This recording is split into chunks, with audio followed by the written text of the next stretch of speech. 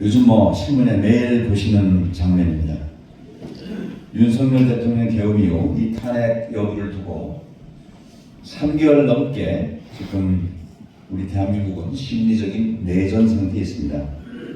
왼쪽에는 탄핵을 찬성하시는 분들, 오른쪽에는 탄핵에 반대하는 분들. 어느 나라나 정치 세력 간의 갈등은 있습니다만 우리나라는 유독 이 정도가 심한 것 같습니다. 그런데 이 남남 갈등의 근본 원인이 남북 분단에 있다는 것을 오늘 제가 말씀드리고자 합니다. 따라서 남북 분단의 근본적인 해결 없이는 남남 갈등은 계속 지속될 것이고, 따라서 남남 갈등이 해소 없이는 남북 분단 문제도 해소되기 어렵다는 것이 저의 결론이었습니다. 자, 그럼 남북은 어떻게 분단이 되었을까요? 먼저 그 외재적 원인을 살펴보기로 하겠습니다. 아시다시피 분단의 2차적인 원인은 조선이 일본의 식민지가 됐다는 것입니다. 일본의 식민지가 되지 않았다면 해방 이후 미소연합군에 의한 남북 분단도 없었을 것이고 나라도 두 쪽이 나지 않았을 것입니다. 이게 무슨 우리 민족의 운명입니까? 1945년 8월 15일 일본이 항복하자 소련과 미국은 한반도를 분할 통치하기로 결정하고 38선 이북은 소련군이 그리고 이남은 미군이 주둔했습니다. 당시 사진입니다. 그런데 문제는 당시 소련은 공산주의의 핵심 국가였고 미국은 자본주의의 핵심 국가였습니다. 이 상반된 정치 이념이 미소의 분할 통치 이후 그대로 우리 국내 정치에 영향을 미치게 된 것이고 80년 남북 분단의 원인이 되었습니다. 그럼 이 자본주의와 공산주의라는 정치 경제적 이념은 도대체 어디서 시작한 것입니까? 아시다시피 근세에 들어와 영국을 비롯한 서구에서 18세기부터 과학과 산업이 급격하게 발전합니다. 이전에는 생필품을 간의 소공으로 만들었었는데 이때부터 과학 문명의 발전으로 공장에서 대규모로 물건을 찍어내게 됩니다. 이것을 우리는 산업혁명이라고 하죠. 원물교에서 물질이 개벽되니 정신을 개벽하자라는 개교표를 쓰고 있는데 저는 물질 개벽의 시점을 18세기 유럽의 산업혁명으로 보고 있습니다. 자, 그런데 산업혁명은 불가피하게 자본가와 노동자를 만들어냅니다. 공장을 돌리려고 하면 자본이 필요하고 또 일해줄 노동자가 필요합니다. 여기서 자본가는 보다 많은 이윤을 내기 위해서 값싼 노동자를 구하게 되고 그러다 보니 어린이 노동자까지 동원하게 됩니다.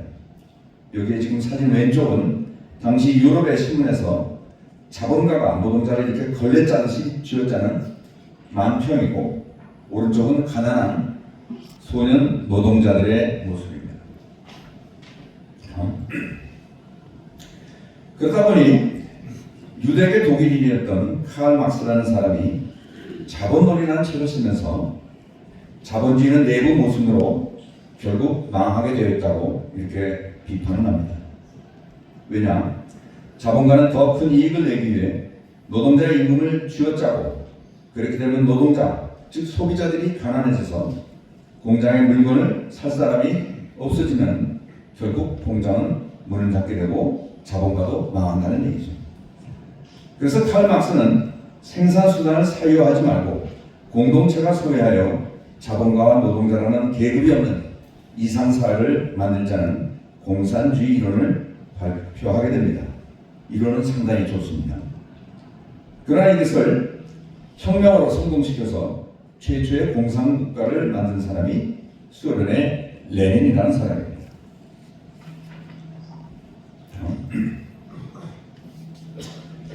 그런데 저는 이 자본주의와 공산주의라는 이념은 둘 다 산업혁명으로 인한 근대 물질 문명의 부산물이라는 것입니다. 자본주의는 자본, 즉 캐피탈, 돈이 최고의 가치가 있고 공산주의는 세계에 번지는 물질이며 인간의 의식도 물질에 의해서 규정된다는 변증법적 인문론에 바탕하고 있습니다. 그래서 방금 말씀드린 이 물질이 개벽되니 정신을 개벽하자고 할 때의 정신 개벽은 자본주의와 공산주의라는 산업혁명을 위한 물질적 사고와 함께 극복하는 것을 저는 의미한다고 생각합니다.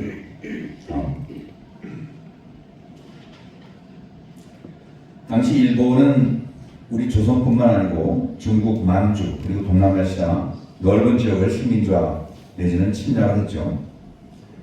그래서 유럽에서 잉태된 자본주의와 공산주의는 19세기 동아시아를 덮치게 됩니다.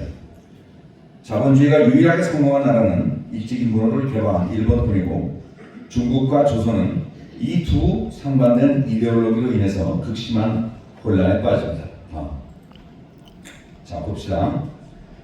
당시 중국과 조선의 독립운동 과정에서 이미 좌파와 우파로 갈라집니다.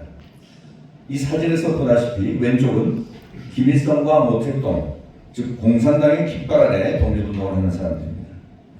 또 우측의 사진은 좀 희미합니다만 김구 선생님과 장개석 총통의 사진입니다. 이들은 미국의 지원을 받는 우파 혹은 민족주의 독립운동가들이죠.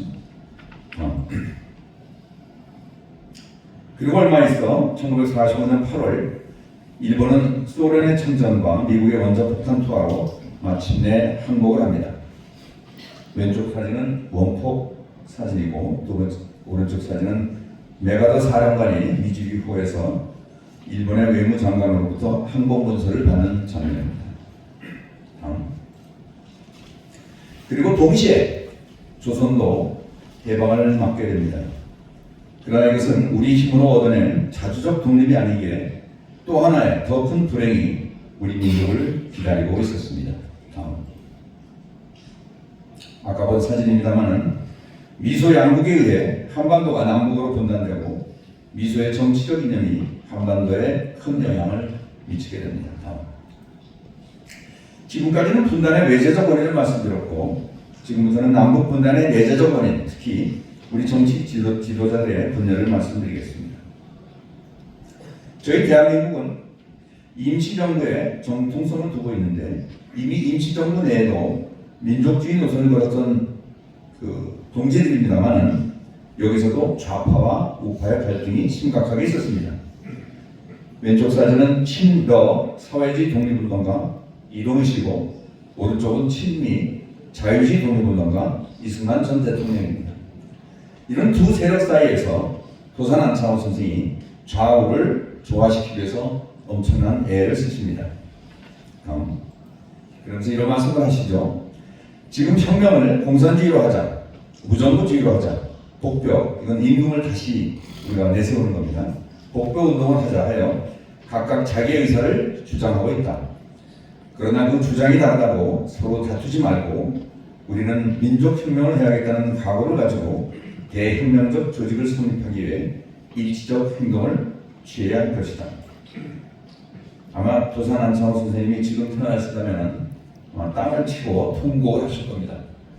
우리가 피땀을 흘려서 했던 독립운동의 결과가 이렇게 두동강난 조국이냐 이렇게 통곡하시겠죠.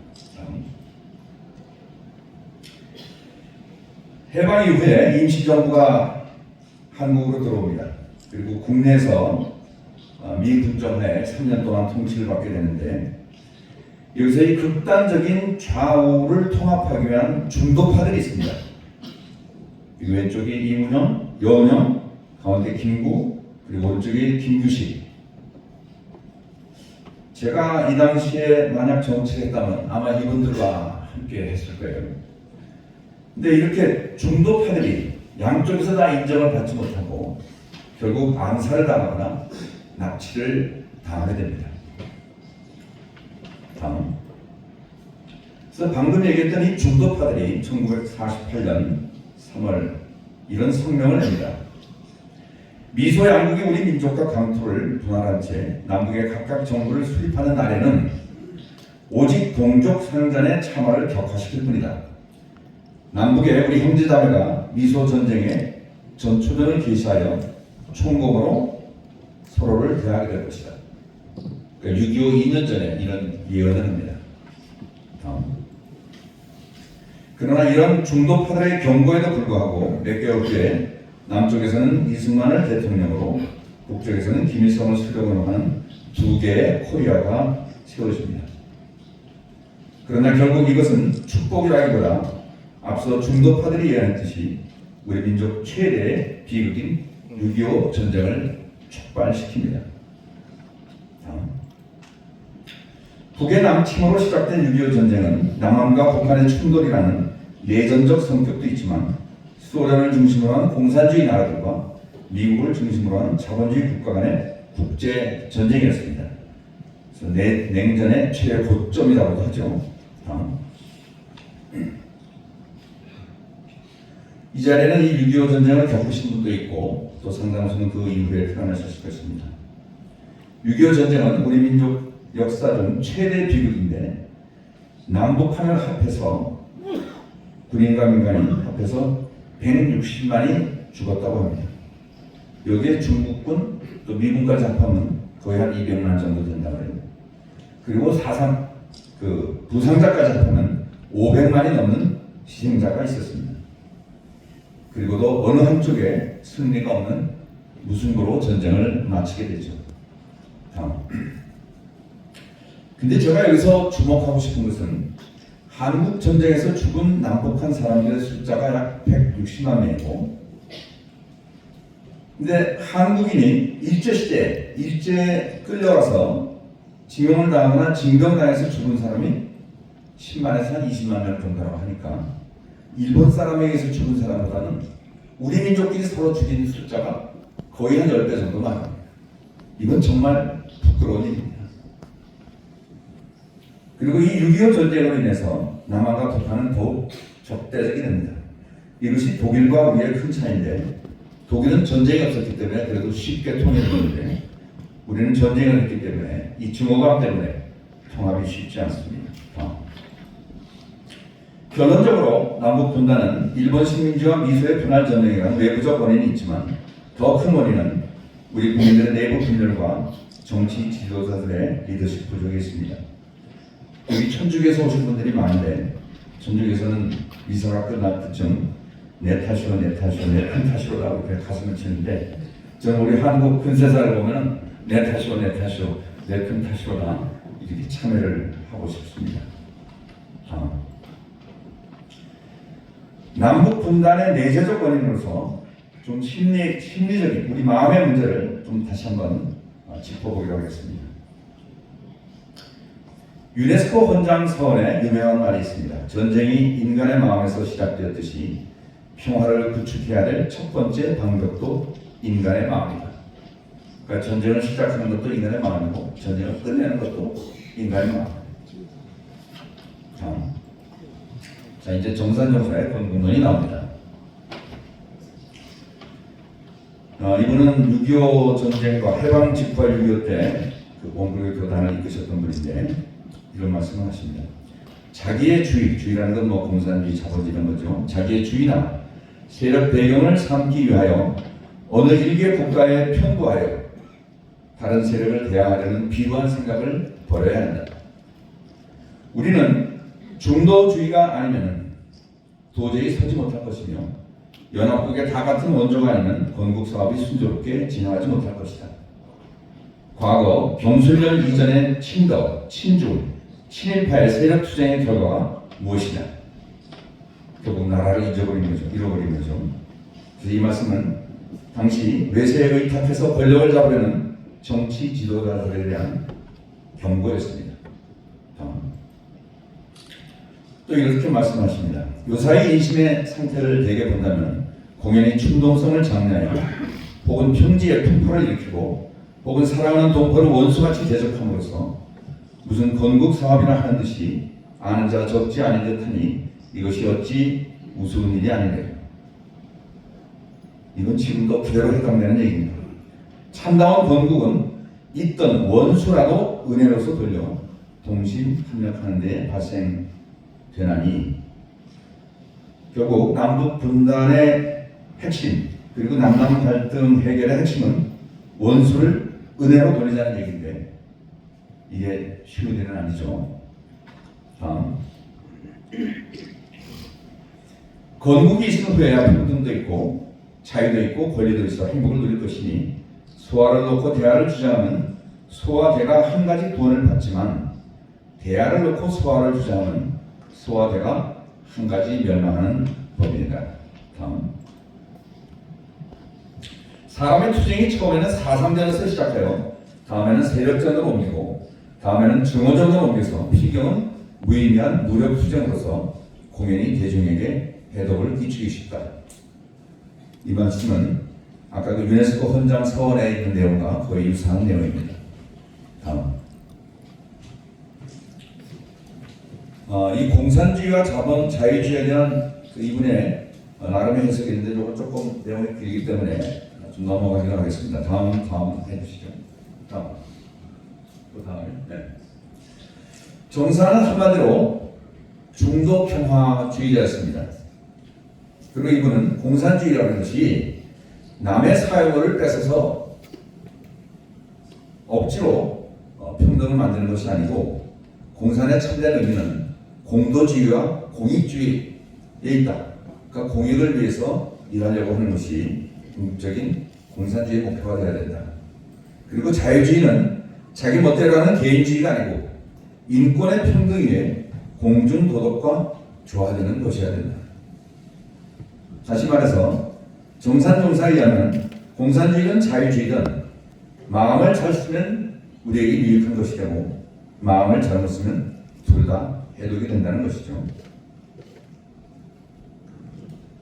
그래서 결국 저는 이 대립되는 두 주의가 얼마든지 타협할 수 있는 여지가 있었는데 다 무지와 또 권력을 때문에 결국 타협하지 못하고 분단이 됐다 이렇게 생각을 합니다. 다음. 근데 우리 한국과 달리 오스트리아가 당시에 굉장히 비슷한 상황이었습니다.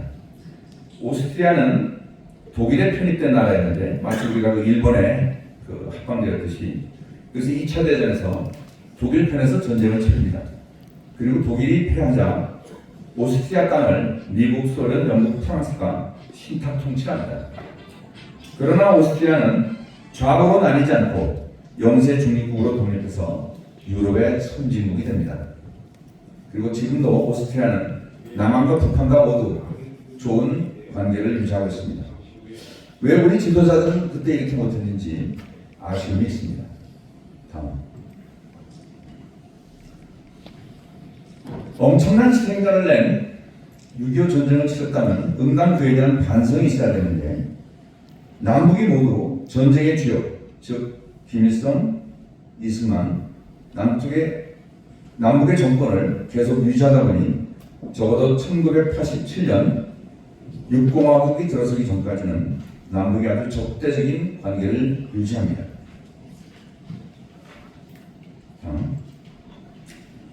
자, 익숙한 얼굴들이죠.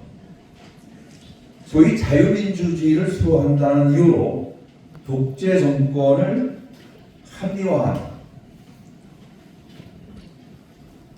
여기 세 분입니다. 물론 이분들이 보기에 따라서는 또 경제 발전도 많이 시켰고 또 대한민국이라는 나라를 만들었기 때문에 이승만 대통령은 또 건국의 아버지 이렇게 추천도 받습니다만 이분들이 반공 혹은 멸공을 국시로 해서 우리 사회의 민주화 세력을 아주 무지막지하게 탄압했던 이 사실은 또 우리가 기억해야 될 내용입니다.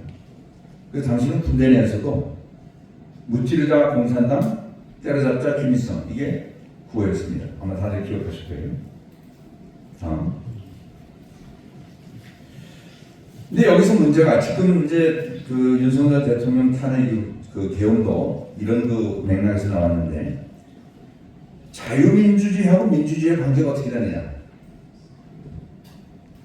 그러니까 자유민주주의를 수호한다는 미명하에 반공을 국시로 해서 민주화 세력을 반국가 친북 세력으로 탄압하는 것 이게 우리 남남 갈등의 핵심 내용이거든요. 뭐 빨갱이 색깔이 바로 이제 그런 거죠. 근데 자유민주주의와 독재는 사실 양립하기 어려운 개념입니다. 민주주의는 주권이 국민에게 있다는 것이고 따라서 국민의 선택을 받은 국회를 존중해야 되는데 자유민주주의를 수호한다는 대통령이 자신의 반대하는 세력을 반국가 친북 세력으로 호도하는 것이 과연 민주주의냐? 사실 자유민주주의보다는 민주주의가 더 근본적인 개념입니다. 윤 대통령 개헌의 명분도 저는 이런 것이었다고 생각합니다.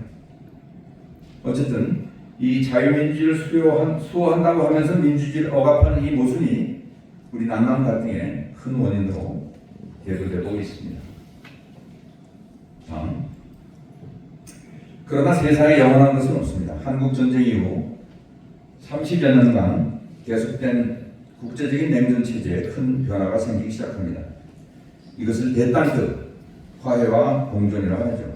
즉 과거 적대적 관계에 있던 미국과 중국이 수교를 하고 소련과 미국이 냉전 종식을 선언하면서 마침내 분리되었던 독일도 통일이 됩니다. 다음. 이러한 국제적인 화해 분위기 속에서 서울에서 개최된 88 올림픽에 소련과 중공, 동구권 선수들이 대거 참여하면서 한반도에도 냉전 해소의 분위기가 개봉됩니다. 여기에 노태우 대통령의 국방 외교가 큰 역할을 합니다.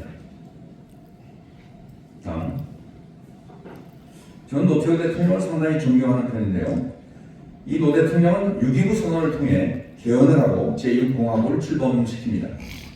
그리고 1990년 적성국가였던 소련과 수교를 하고 1991년 남북한이 유엔에 동시에 가입하게 하며 중국과도 외교관계를 맺습니다. 그래서 그 이후에 많은 분들이 이 러시아와 또 중국에 가서 사업을 하게 되죠. 그리고 북한과도 남북 기본 합의서를 체결하여 남북이 상호 불가침하고 화해 협력할 것을 다짐합니다. 만약 이러한 일을 진보 정권에서 했다 그러면 당장 보수층에서 노태우는 빨갱이다, 친북이다 이렇게 아마 공격을 했을 겁니다.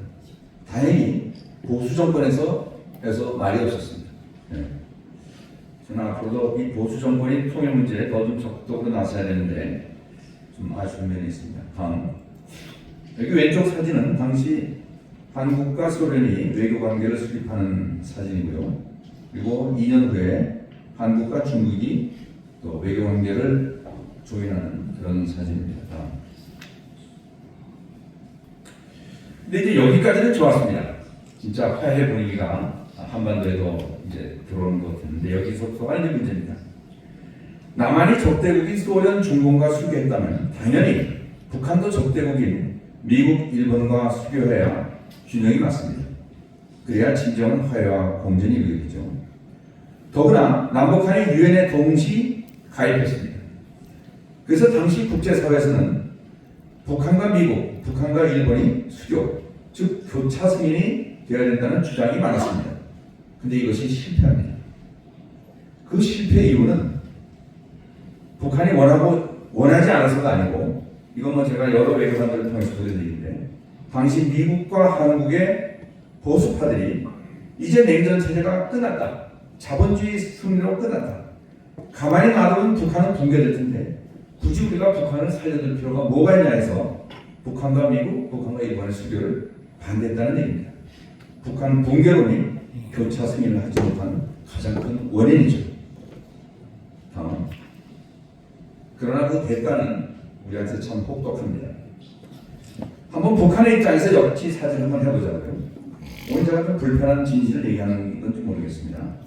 북한의 뒷배 역할을 했던 소련과 중국이 남쪽과 수교를 하고 더구나 당시 소련은 북한과의 군사적 동맹 관계를 중단합니다. 그래서 당시 북한이 크게 반발했습니다. 그런데다 남한에는 세계 최강의 미군이 주둔하고 있고 미국은 언제든지 핵무기를 동원할 수 있습니다. 사실 북한이 핵 개발하기 전에는 우리나라에 무려 900여 개의 핵무기가 있었습니다. 미국이 갖다 놓은 거죠. 결국 안보의 불안을 느낀 북한의 선택은 핵 개발이었습니다. 재래식 무기로는 남한이 방사능을 엄청나게 발달하기 때문에 남한을 감당할 수가 없기 때문에 우리는 가만히 앉아서 죽을 수 없다 해서 손을 댄 것이 북한의 핵입니다. 다음. 따라서 북한의 핵 개발 배경은 남한을 공격하기 위한 것이라기보다는 불리한 국제 정세에서 스스로의 안보를 지키기 위한 수단이었다는 것을 우리는 인정해야 됩니다. 이것은 제가 북한의 핵을 합리화하는 얘기가 아니고 북핵 개발을 사전에 막을 수 있는 기회를 방기하는 한미의 책임이 크고 따라서 북핵 해결을 위해서는 북한의 안보 불안을 해소해 줘야 하면 이는 종전의 평화협정과 북미, 북일 수교, 즉 교차 승인이 이루어져야 됩니다. 사실 많은 분들이 북한이 우리를 침략하는 게 아닐까라고 걱정을 하는데 오히려 제가 전문가들 얘기 들으면 북한은 오히려 미국과 남쪽이 우리를 공격하지 않을까라는 그런 더 큰 불안을 갖고 있다고 들었습니다. 다음, 북한이 핵을 개발하자 남북 화해는 더욱 어려워졌습니다. 교차 승인의 실패 여부죠. 그러나 이것을 돌파하고자 그리고 또 남북 관계를 개선하고자 남북 정상회담과 북미 정상회담이 열립니다. 다음, 이미 여러분들 다 아시는 우리 역사입니다만 2000년 6월 13일 김대중 대통령과 김정일 위원장이 정상회담을 통해서 6.15 공동선언을 발표하고 그리고 보다 구체적인 내용이 2007년 노무현 김정일 정상회담에서 발표됩니다. 다음, 그리고 문재인 대통령 때에는 무려 한 해에 3번씩이나 정상회담이 있었습니다. 다음, 그리고 2018년 6월 싱가포르에서 역사적인 북미 회담이 개최됩니다. 저뿐만이 아니고 많은 분들이 이제 한반도 평화는 이루어지는구나, 남북 통일이 눈앞에 다가왔다, 이렇게 생각들 하셨을 겁니다.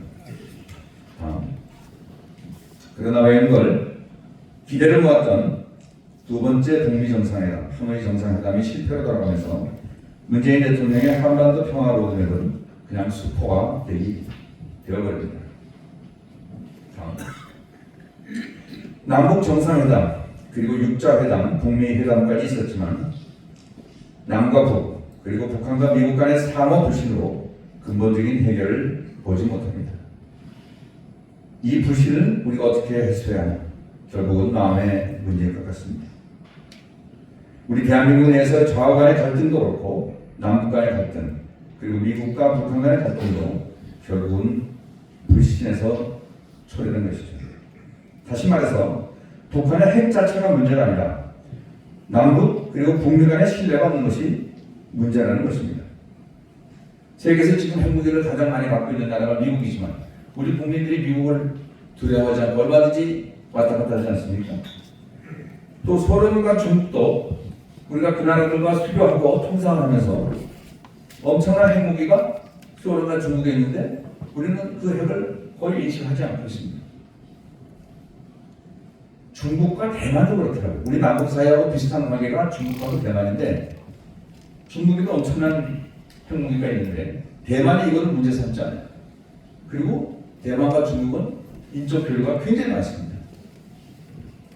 따라서 북한이 핵을 가졌다 하더라도 남북 사이의 신뢰가 되고 우호적인 관계가 된다 그러면 북한의 핵은 저는 큰 걸림돌이 아니고 이 문제는 언젠가 원만히 해결될 것으로 믿고 있습니다.